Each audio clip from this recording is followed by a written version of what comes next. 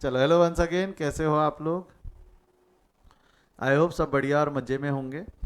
Last class में we have started with material costing. Material cost के बारे में हमने कुछ थेरी पोर्शन पढ़ा था कि मटेरियल का मीनिंग क्या है, डायरेक्ट इनडायरेक्ट का डिफरेंस क्या है, मटेरियल का प्रोक्रूटमेंट का प्रोसीजर क्या है वगैरह हमने पढ़ा था। Now we are on the topic of valuation of material. Material का ये हमको अगर वैल्यूएशन करना है, कैलकुलेशन करना है कि कितना मटेरियल कॉस्ट है, उसके ऊपर में हम पढ़ रहे थे। हमने कुछ आइटम्स पढ़े थे जिसमें हमने देखा कुछ आइटम अलाउड है, कुछ आइटम्स नॉट अलाउड है, कुछ आइटम अलाउड है, कुछ आइटम नॉट अलाउड है। ऐसे हमने कुछ कुछ कुछ कुछ कुछ कुछ कुछ कुछ आइटम्स देखे थे। तो इसके बाद में उसका वैल्यूएशन कैसे निकालेंगे, क्विक रिकैप करते हैं, कुछ क्वेश्चन सॉल्व करते हैं और उसके बाद हम आज आगे बढ़ेंगे। ठीक है। Treatment of item associated with the purchase of material in the tabular format में क्या क्या देखा था मेरे को बताओ। ट्रेड डिस्काउंट अलाउड है, नॉट अलाउड। अलाउड मतलब ट्रेड डिस्काउंट को कॉस्ट में से माइनस करेंगे या नहीं करेंगे, क्योंकि डिस्काउंट देख सिंपल है।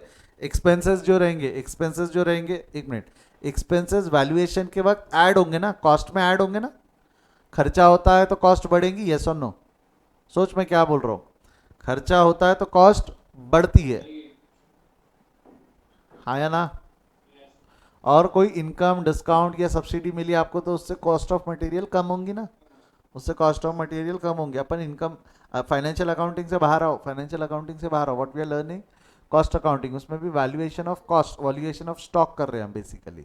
तो स्टॉक में अगर कोई खर्चा होगा तो खर्चे से स्टॉक की वैल्यू बढ़ेगी, कम इनकम होंगी तो उससे स्टॉक की वैल्यू कम होंगी। तो डिस्काउंट, ये डिस्काउंट हमारे technically it is discount is income for us, technically discount is income for us. तो इनकम से वैल्यू कम होंगी तो एडजस्ट होगा मतलब it will be deducted, adjust होगा मतलब डिस्काउंट विल बी डिडक्टेड। समझा क्या? एडजस्ट होगा मतलब इट विल बी डिडक्टेड। तो डिस्काउंट डिडक्ट होगा या नहीं होगा उस पर बात कर रहे हैं। Trade discount will be allowed to deduct और नॉट अलाउड। ट्रेड डिस्काउंट ये कहाँ चले गए?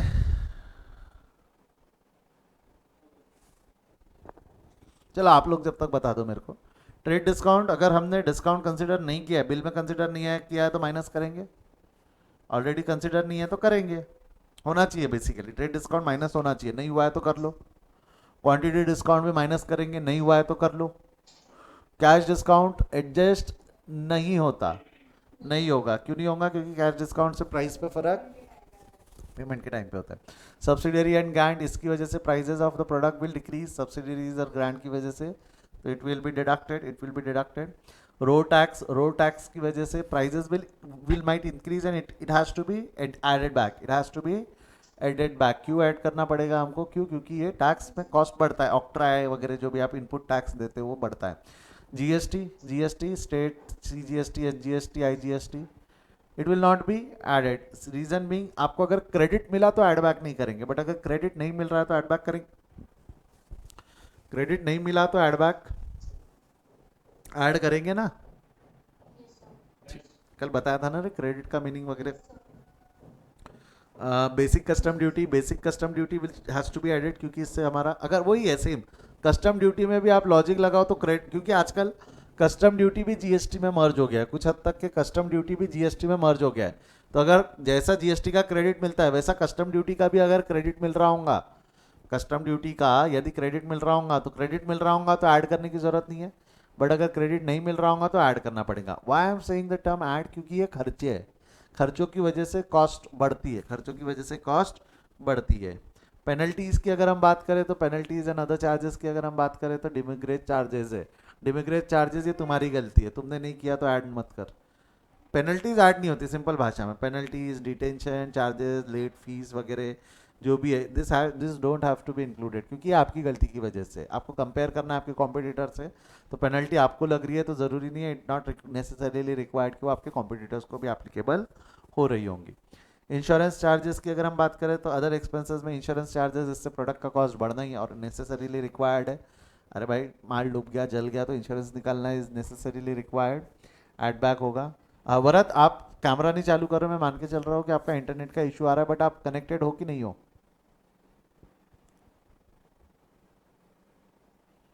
आई थिंक वरद हमारे साथ नहीं है, चलो जो बात है, जो भी बात है। अब अगला क्या है हमारा? कमीशन और ब्रोकरेज पेड। कमीशन और brokerage paid, commission brokerage paid खरीदते वक्त का दिया हुआ कमीशन और brokerage paid has to be added. अच्छा मेरे को एक चीज बताओ, बेचते वक्त का जो कमीशन और ब्रोकरेज है वो ऐड होना चाहिए क्या स्टॉक वैल्यूएशन में? नहीं, क्योंकि खरीदते वक्त दिया वो देना जरूरी है, बेचते वक्त का तो सेल वाला कमीशन है, वो ऐड नहीं होता। फ्रेट इनवर्ड इनवर्ड वाले ऐड हो जाएंगे, क्योंकि आप नहीं पे करोगे तब तक नहीं होगा। फ्रेट आउटवर्ड डिलीवरी के वक्त का फ्रेट ऐड नहीं होता, डिलीवरी के वक्त का फ्रेट ऐड नहीं होता। कॉस्ट ऑफ कंटेनर, कंटेनर बताया था। रिफंडेबल कंटेनर होंगे तो ऐड नहीं होगा, नॉन रिफंडेबल होगा तो ऐड होगा। अगर partly refundable partly non refundable है तो जो नॉन रिफंडेबल है वो ऐड होगा, जो नॉन रिफंडेबल है उतना ही पार्ट ऐड होगा। समझा क्या? बॉडी के अंदर गया क्या ये? ठीक है। कंटेनर्स के बाद में स्टोरेज, शॉर्टेज, शॉर्टेज में बताया था कल मैंने अलग अलग। नॉर्मल शॉर्टेज है तो विल इट बी एडजस्टेड, यानी normal shortage is adjusted with cost of units, normal wastage will be adjusted with cost of unit. Abnormal losses has to be adjusted in terms of amount as well. Abnormal losses has to be adjusted in terms of amount as well. समझा क्या? ये body के अंदर गया क्या? पक्का ना? चलो, ये था हमारा, हमने जो कल पढ़ा था उसका रिवीजन। ये वरद और ऋषिकेश बार बार आ रहे जा रहे हैं, आई थिंक अब सब जुड़ चुके हैं। वरद, ऋषिकेश, आप हमारे साथ हो? बहुत ऊपर नीचे हो रहा है, फ्लक्चुएशन हो रहा है। ऋषिकेश,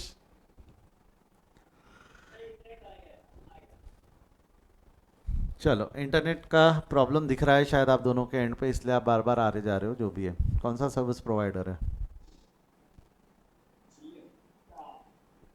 कौन सा? Vodafone idea. डूबती नाव में सवार है बेसिकली, कुछ नहीं है। बंद हो जाएंगी वो कंपनी कुछ दिनों में, रहने दो रे, सपोर्ट करो इंडियन कंपनी में। फिर बचेंगी कौन? जियो और एयरटेल, वो मचा देंगे, फिर मचा देंगे वो। फिर देना पड़ेगा 1,500-2,000 रुपये महीने का रिचार्ज।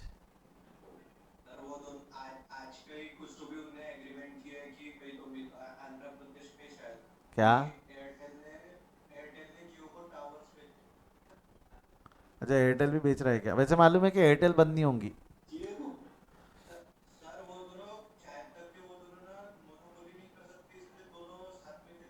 हाँ, वो खेलेंगे ना, साथ में करेंगे ना। एंटी मोनोपोलिस्टिक कंपटीशन है, जो मोनोपोलिस्टिक एक्ट है उसके तहत वो लोग खुल के सामने नहीं आएंगे, बट पीछे से धीरे धीरे आएंगे सामने।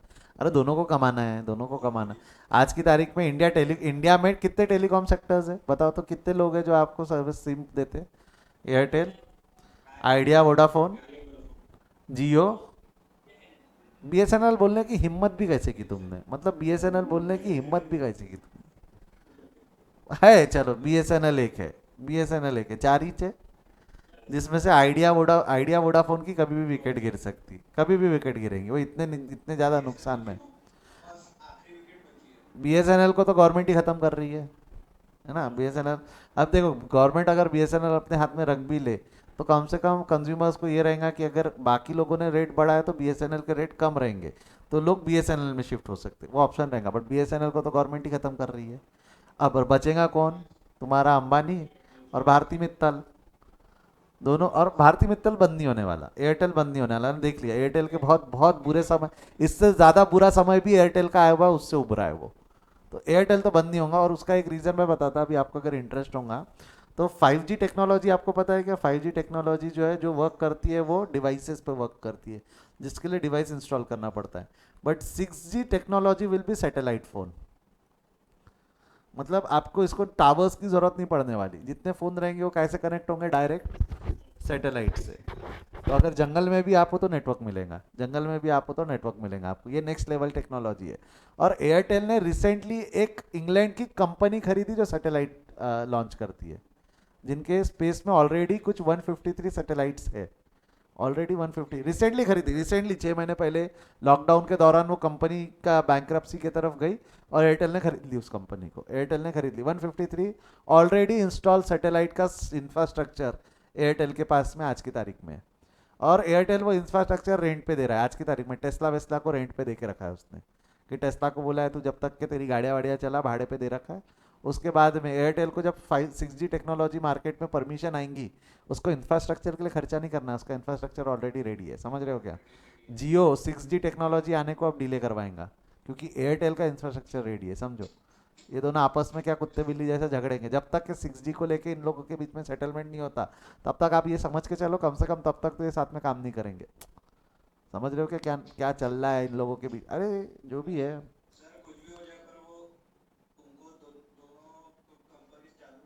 चालू ही रखनी पड़ेगी, बंद नहीं कर सकते, गवर्नमेंट सपोर्ट कर देंगी जो भी बंद हो रही है उसको, तो वो कोई करेगा नहीं। हाँ तो और उसमें भी बता रहा ना, एयरटेल अच्छा खेल रहा है, अच्छा खेल रहा है वो एयरटेल, डोंट वरी। अच्छा अच्छा, ये समझा क्या? ये न्यूज़ पढ़ के मेरी आंखें खुल गई थी, मैं बोला अरे बाप रे कितना आगे का सोचते ये लोग। अपने दिमाग में क्या रहता भाई, बस 2 टावर आ जाए अपने तो मजे, 1 GB डेटा मिल जाए, मैं तो क्या कर लूंगा उससे, है ना? समझ रहे हो क्या? अपनी सोच यहीं तक रहती है ना? चलो हट हट आगे बढ़ते हैं, ध्यान दो टॉपिक पे। Illustration 1, illustration 1, invoice in respect, अब इससे हम वैल्यूएशन करते हैं, क्वेश्चन सॉल्व करते हैं, हम जितना भी हमने पढ़ा वैल्यूएशन उसके ऊपर में हम क्वेश्चन सॉल्व करते हैं। An invoice in respect of the consignment of chemical A and B provide the following information. ये है ए एंड बी, 2 प्रोडक्ट है, उसके बारे में कुछ इन्फॉर्मेशन दी हुई है। Chemical A chemical B, chemical A 10,000 kg at 10 रुपये के हिसाब से करके देखोगे तो 10,000 इंटू 10 1 लाख रुपए होता है, 8,000 इंटू 13 के हिसाब से इतने का माल खरीदा। This is the cost which you have paid to purchase, but cost of material इतनी रहती है कि उसमें बाकी चीज़ें जुड़ती है। अभी हमने पढ़ा ना, वैल्यूएशन अगर निकालना है तो बाकी चीज़ें जुड़ती है।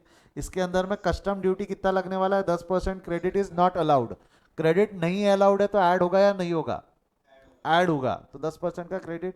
अब जरा देख लेना, 1 लाख का 10% करोगे तो 10,000 आता है, और इसका करोगे तो 1,10,400 आता है, बराबर है ना? 10,400, और इन दोनों का टोटल बराबर 20,400 आता है, गया बॉडी के अंदर। अगला क्या है, रेलवे फ्रेट। रेलवे फ्रेट का ब्रेकअप दिया हुआ नहीं है, 3,840 ऐसा दिया हुआ है। अब रेलवे का फ्रेट का ब्रेकअप कैसा करना चाहिए? रेलवे जो चार्जेस लेगा वो आपसे आपके प्रोडक्ट के वैल्यूएशन के हिसाब से लेगा कि आपके वजन के हिसाब से लेगा?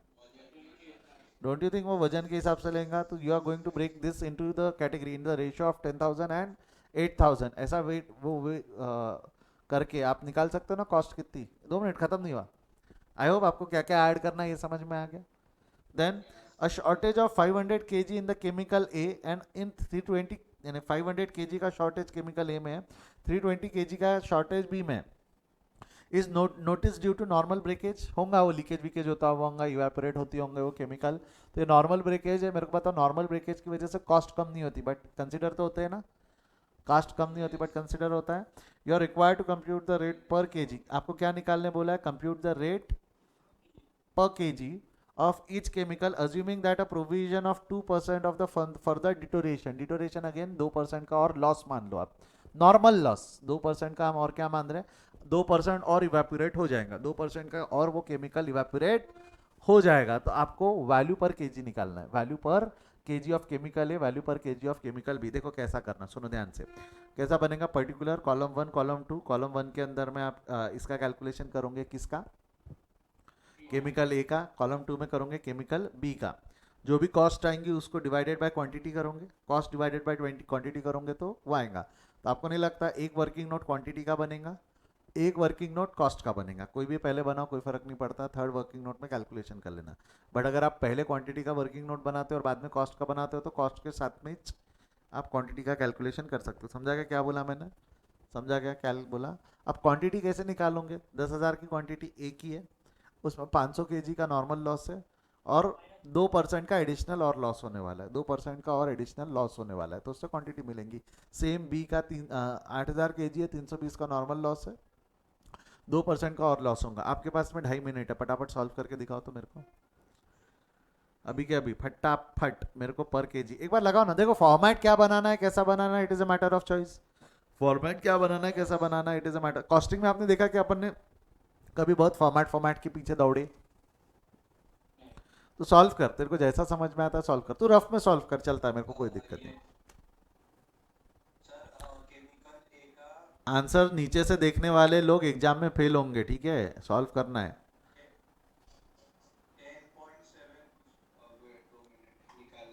हाँ अभी बराबर है ना, फेल होने के डर से डरो, नीचे नहीं देखना, नीचे नहीं देखना, ठीक है? एग्जाम में फेल हो जाओगे, फेल होने के खौफ से डरो। आपके दिल में एक सवाल जरूर आना चाहिए कि 2% किसका, 2% ओरिजिनल कॉस्ट का लूँ या नॉर्मल माइनस करके उसका 2% लूँ, है ना? ओरिजिनल का नहीं। आप बचपन में एक चीज पढ़े होंगे, बचपन में फाइनेंशियल अकाउंटिंग में एक कंसेप्ट पढ़े होंगे, जब डेटर्स पे हम प्रोविजन डिस्काउंट बनाते थे, डिस्काउंट की प्रोविजन बनाते थे, तो हम ओरिजिनल डेटर्स पे बनाते थे कि गुड डेटर्स पे बनाते थे? जो बचा है। तो यहाँ पे भी जो, एक मिनट, जो उड़ गया वो उड़ गया, उसमें और 2% कैसे उड़ेगा? जो बच गया है उसका 2% उड़ेगा ना। जो नॉर्मल लॉस होने के बाद जितना माल बच गया उसका 2% और डिटोरेट होगा ना। Logic logic.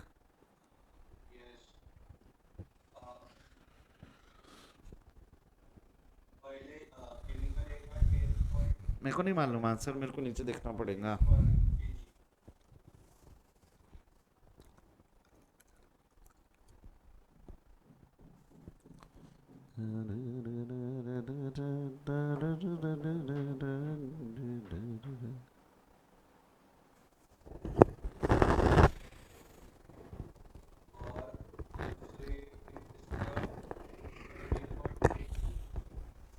देखते चेक करते सभी के आगे के आंसर्स।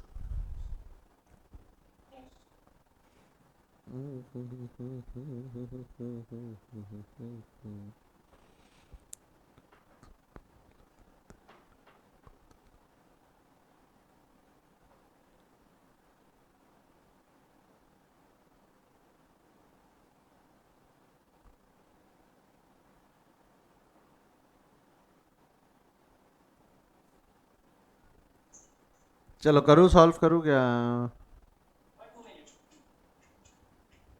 क्या हो गया वरद, ऐसा नाच क्यों रहा तू?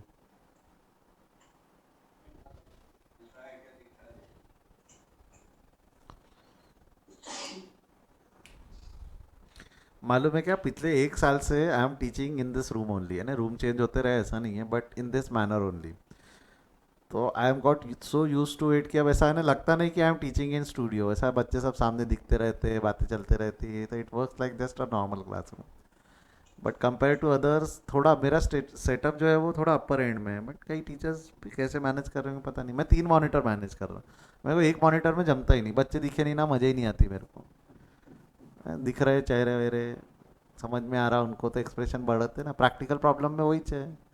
समझा तो ऐसा ऐसा चेहरे पे एक अलग सा वो दिखता ना, नूर आ जाता आपके चेहरे पे, हाँ समझा। नूर वूर क्या जो भी बोलते हैं। अरे करो रे, जल्दी करो।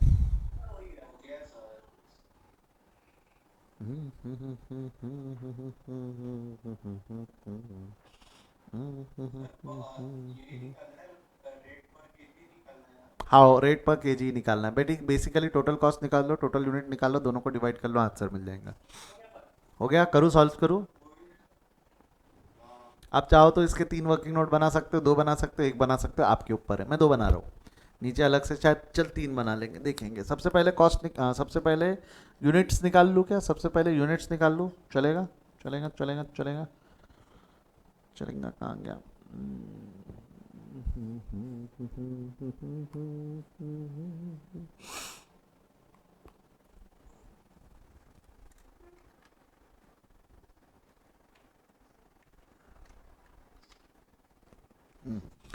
क्या होगा?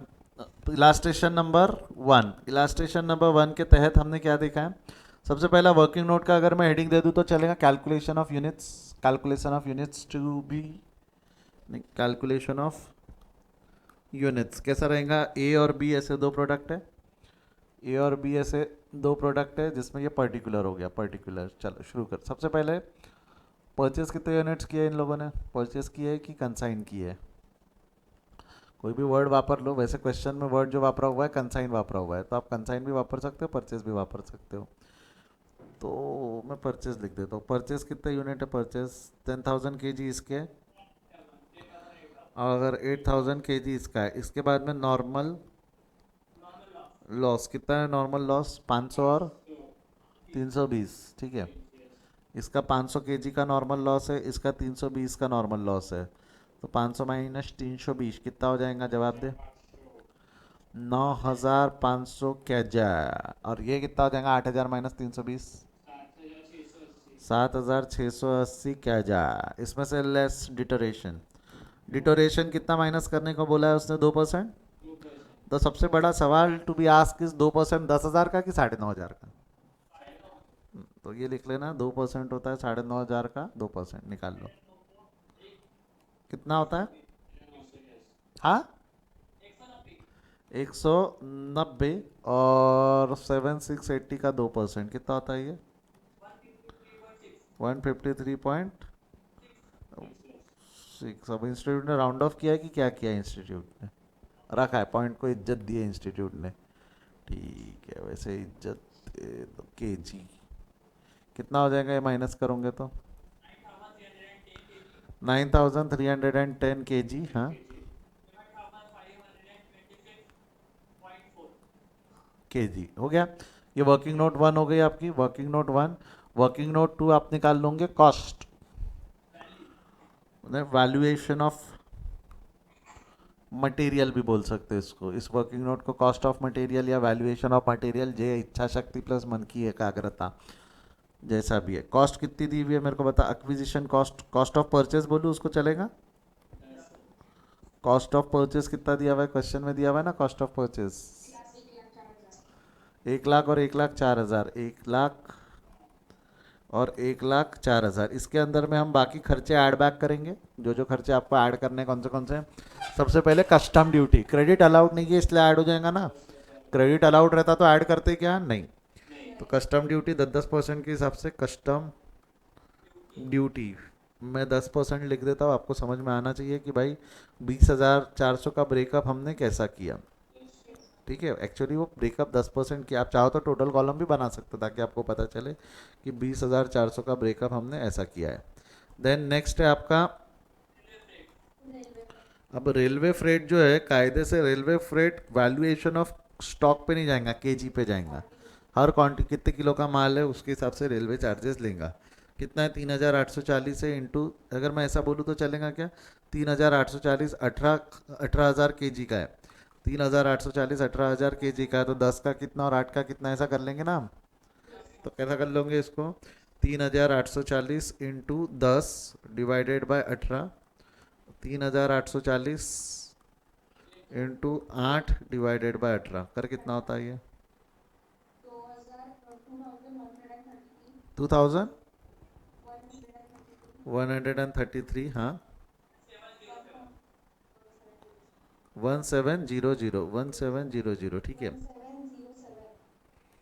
1707। ठीक है, तो एक मिनट, ये ऐड होना चाहिए ना ये सब, हम माइनस क्यों कर रहे हैं?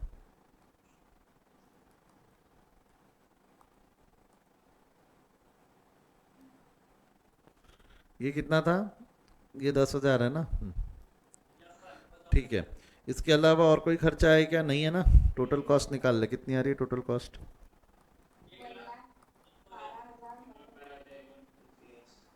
1,12,133। और ये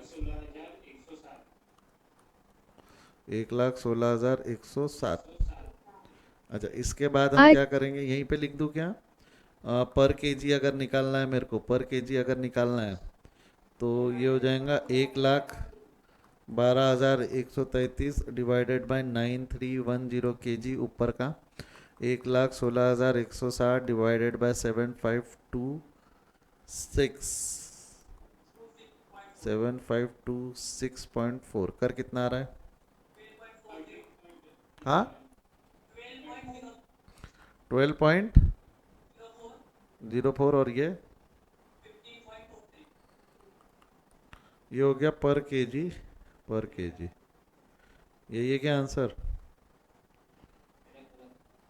12.04 एंड 15.43। बाबा तुम तो एक्सपर्ट ही हो गए। अरे बहुत ही इजी क्वेश्चन था, इजी क्वेश्चन है। ऐसी क्वेश्चन रहते, किस्मत अच्छी रही तो 3-4 मार्क का क्वेश्चन आ सकता है एग्जाम। 5 मार्क का मतलब 4 मार्क का क्वेश्चन क्वेश्चन नंबर 7 में, 5 मार्क का क्वेश्चन क्वेश्चन नंबर 1 में। किस्मत किस्मत की बात है बेटा। ठीक है, अभी वैरायटी ऑफ क्वेश्चन थोड़े बढ़ गए। शुरुआत में पूछे गए होंगे ऐसे ही क्वेश्चन जब नया नया कंसेप्ट आया होगा। अब थोड़ा सा डिफिकल्टी लेवल बढ़ाते गए।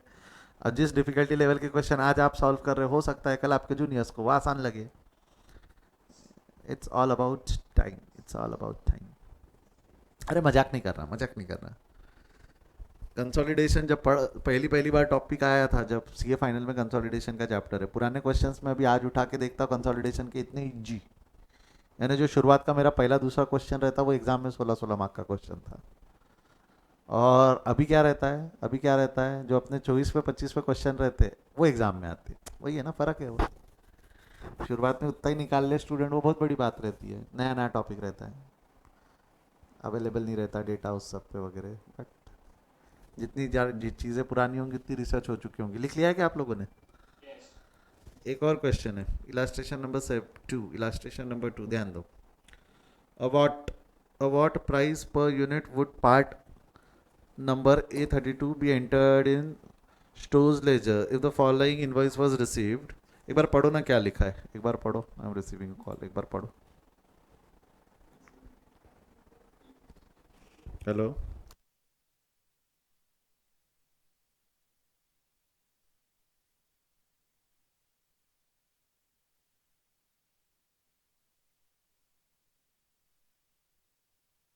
यस, चाचा जी पहुंच गए, 15 मिनट में पहुंच रहे, ऐसा उन्होंने कहा है। 15 से 20 मिनट में हमसे निकलने के लिए कहा है, स्टेशन से बाहर आने को टाइम लगेगा बोलते। जो भी है बाजू में ही है ना अपने, तो चलो फटाफट सॉल्व करते, क्या सॉल्व करते। Illustration number 2. Award price would part number 32 be entered in the store ledger if the following item was received from supplier. 200 units है। पार्ट नंबर 32 मतलब वो प्रोडक्ट का नाम है। स्पेयर पार्ट्स रहते हैं ना, स्पेयर पार्ट्स के हर एक के नाम नहीं रह सकते, तो उसके नंबर दिए रहते हैं। तो यूनिट 200 यूनिट ऑफ 5 रुपया, 20% का डिस्काउंट है। अच्छा, ये 20% का डिस्काउंट कौन सा डिस्काउंट है? तो हमको थोड़ा दिमाग लगाना, ये देखो, 2% discount cash while will be given in the payment if made before 30 days। तो 2% कैश डिस्काउंट के बारे में ये दिया हुआ है, तो आपको नहीं लगता this is nothing but quantity discount होना चाहिए, क्वांटिटी और ट्रेड डिस्काउंट होना चाहिए। जीएसटी लगा हुआ है 12%, जीएसटी का तो क्रेडिट, यानी document submission payment of IGST are enclose for claiming and input credit. तो जीएसटी से इनपुट क्रेडिट ले सकते, तो इनपुट क्रेडिट ले सकते, तो वो अलाउड है या नहीं है? यानी उसको ऐड करने की ज़रूरत, एक्सक्लूड करना है, ठीक है। पैकिंग चार्जेस और non refundable boxes, non refundable boxes है, मैं इसका रिफंड मिलने नहीं वाला, तो ये खर्चे में जुड़ेगा ना। क्या बोला है आपको? कॉस्ट निकालने बोला है, निकालो पट से कॉस्ट। प्राइस पर यूनिट निकालने बोला है, प्राइस पर यूनिट, फटाफट। आपके पास में 2 मिनट है, जल्दी जल्दी फास्ट।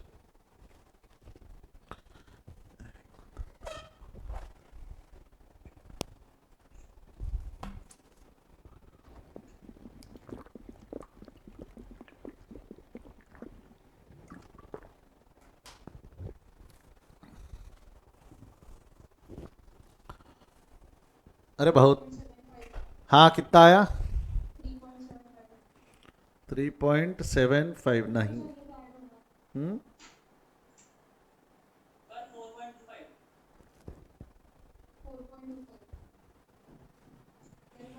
एक्चुअली मेरे को जो समझ में आ रहा है ना, यहाँ प्रिंटिंग एरर है।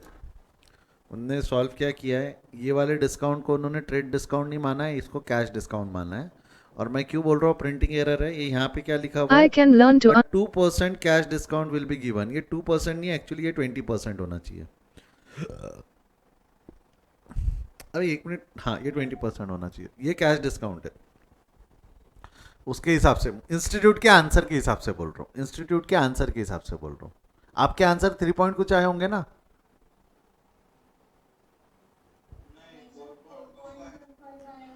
4.25 आया, तो आपने डिस्काउंट कौन सा डिस्काउंट माना, कैश या ट्रेड? ट्रेड माना, ठीक है फिर, ठीक है। मैंने सॉल्व नहीं किया ना, मैंने सॉल्व नहीं किया, इसलिए मैं बोल रहा हूँ। तो आपने 800 को ही बेस लेके सॉल्व किया ना फिर? ठीक है, ट्रेड डिस्काउंट मानते हुए सॉल्व कर लो, तो प्रिंटिंग एरर नहीं है, सही है फिर, वो सही है। मैंने नहीं मालूम, मैंने नहीं मालूम। चलो आगे बढ़े, कर दूँ फटाफट सॉल्व, कर दूँ फटाफट सॉल्व कर दूँ। देख मेरे को एक चीज़ बता, पहली बात तो तेरे को जो अगर वैल्यूएशन लेना है तो बेस क्या रहेगा, 1000 या 800? 800 क्यों? क्योंकि ये ट्रेड डिस्काउंट है। ट्रेड डिस्काउंट जो रहता है ये सब्ट्रैक्ट होता है, वैल्यू कंसिडर करके माइनस करके लिया जाता है। तो या तो अगर तू 1000 बेस ले रहा है तो 200 का डिस्काउंट माइनस कर ले, या उससे बेटर है बेस क्या ले ले, कॉस्ट ऑफ परचेस क्या ले ले, 800 ले ले, कॉस्ट ऑफ परचेस क्या ले ले, 800 ले ले। तो यहाँ ले लूँ मैं valuation problem number 2, illustration number 2। क्या लिख दोगे आप? कॉस्ट ऑफ परचेज 800, आप चाहो तो ब्रैकेट में लिख देना 1000 माइनस 200, 1000 माइनस 200 का डिस्काउंट। अब इसमें क्या था, IGST ऐड बैक नहीं होगा, IGST ऐड नहीं करना है, बट पैकिंग नॉन रिफंडेबल है तो ऐड करूँगा ना, ऐड नॉन रिफंडेबल पैकिंग। कितना है नॉन रिफंडेबल पैकिंग एक्सपेंस, बोल बेटा? नॉन रिफंडेबल पैकिंग एक्सपेंस है 50, तो ये कितना हो जाएगा 850। Non refundable packing expense add कर दिया तो 850 आंसर आ गया, हाँ या ना। अब इसके अलावा आपने और तो कुछ है ही नहीं खर्चे। नंबर ऑफ यूनिट्स कितने थे 200, तो नंबर ऑफ यूनिट्स 200 है, इसको नंबर दे दो ए बी सी। सी क्या आ गया आपका टोटल कॉस्ट, ठीक है, ये हो गया डी। तो ई में क्या निकल जाएगा cost per unit, cost per unit C divided by D कितना होता है 4.25। बहुत ही इजी क्वेश्चन थे, ठीक है। एक क्वेश्चन ऐसा ही मैं आपके व्हाट्सएप ग्रुप में शेयर कर देता हूँ, वो सॉल्व करके लेके आना, वो कल हम डिस्कस कर लेंगे। ऐसे ही है कुछ इसी ग्राउंड्स पे है, किस्मत अच्छी रही तो बेटा ऐसे क्वेश्चन आते हैं, नहीं तो बड़े क्वेश्चन में इसका एप्लीकेशन तो ज़रूर आएगा, बड़े क्वेश्चन में इसका एप्लीकेशन तो ज़रूर आएगा, ठीक है। डन, यहाँ तक ये कंसेप्ट क्लियर है। आज थोड़ा जल्दी छोड़ रहा हूँ, बताया था मैंने, चाचा जी आए स्टेशन पे लेने जाना है, नागपुर में लॉकडाउन है, ऑटो बीटो मिल नहीं रहा बोलते, पता नहीं, अभी जाऊँगा बाहर तो देखूंगा मिलता है कि नहीं मिलता है, ठीक है। चलो बाय बेटा बाय, कल कंटिन्यू करते हैं इसके बाद हम, ठीक है, बाय।